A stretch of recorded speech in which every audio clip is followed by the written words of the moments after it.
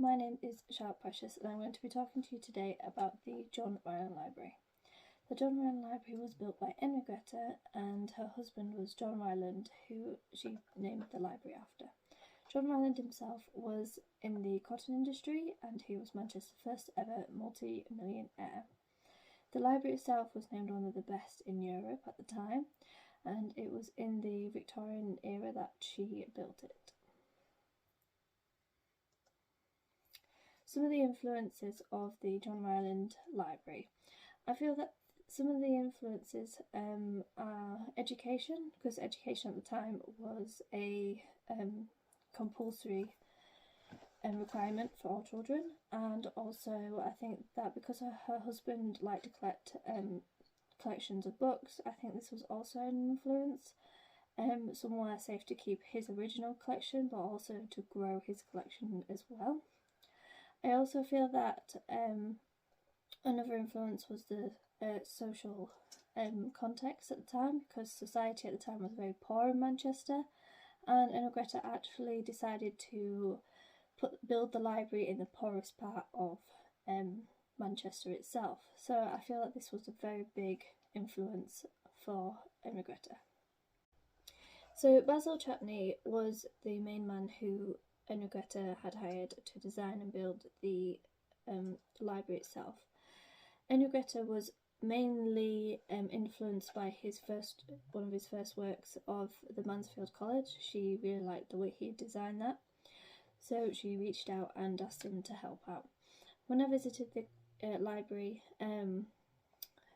they had said that Greta was more involved than what Basil was at times. Basil was a designer of schools, colleges and many of the churches. One of his main sayings is that he thinks that art is not science, so he liked to make everything very unique. So the building itself, it was built during the Victorian movement. They included quite a few of the characteristics of the Victorian times with the high buildings, etc. They used some new points in the library itself. They used some rondel glass windows, and Greta wanted to put this into the library because it was such a busy area outside. It was because it was an industrial area as well. It was very busy and lots of factories going around, a lot of noise. And because she built it in such a poor area, she put this special glass in to stop people being able to get distracted and see what's outside. So having that security that they can't see outside, it's a lot more quieter and peaceful inside and people can't get distracted. Another thing that they had here is that it was the first building in Manchester to have electricity, which I thought was very interesting. This building also had many materials. They used gunmetal for cabinets. They had, again, the rondel glass, like I mentioned before. They also had heating as well, which is in this picture. These are radiators, and they are still the original ones there, and they are made from bronze. So it was very interesting that this building had both electricity and heating. So for it to be such an advancement in the Victoria era, and it was built in such a poor place in Manchester, you can really see how Greta was such a charitable woman, and for it to be free to the public, which I thought was very interesting. And this is why I also picked this library, because it was one of the first places in Manchester to have all these interesting advancement for this movement, because this is when lighting and etc. electricity was only first starting to come about, and for it to be so close to us, it was just very interesting to see.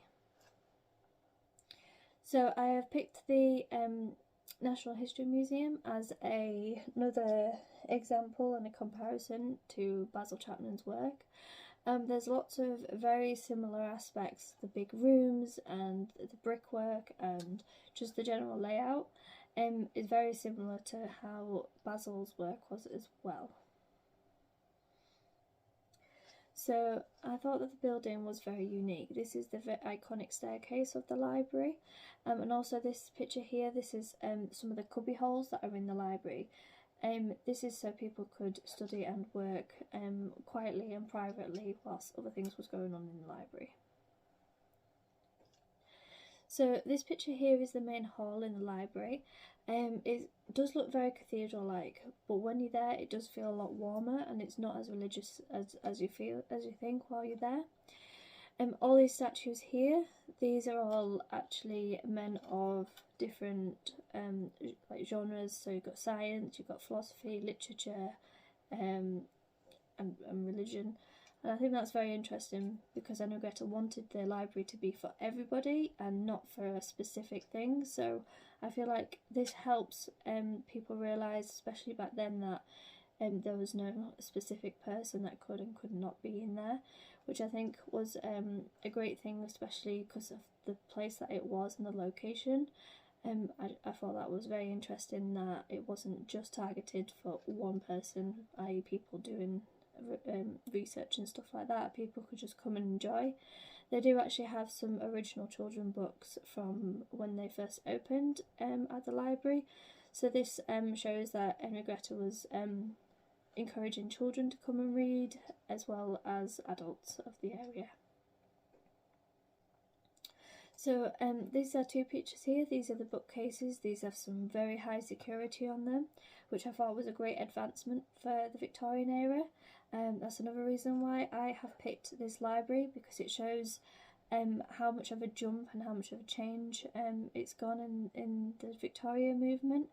There's only a couple of people that can open these bookcases, and I also like this picture here. This shows the new building and the old building.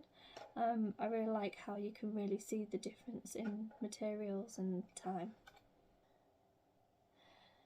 So just a couple of things of why I initially first started researching the John Ryland Library. I really like the idea that it was a woman who has designed and built this library.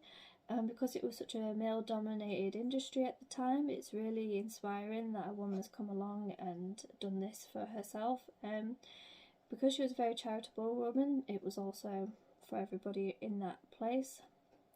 It was such a poor area, and I think it was just such a great thing to bring to the area. It brought not only education, but money and jobs for other people, because they had researchers coming from other places. I also thought it was a very good example of the change in the movements, and I also really liked the advancements that it shows with the lighting and the heating, and also just the general way that she has done it all is just very inspiring.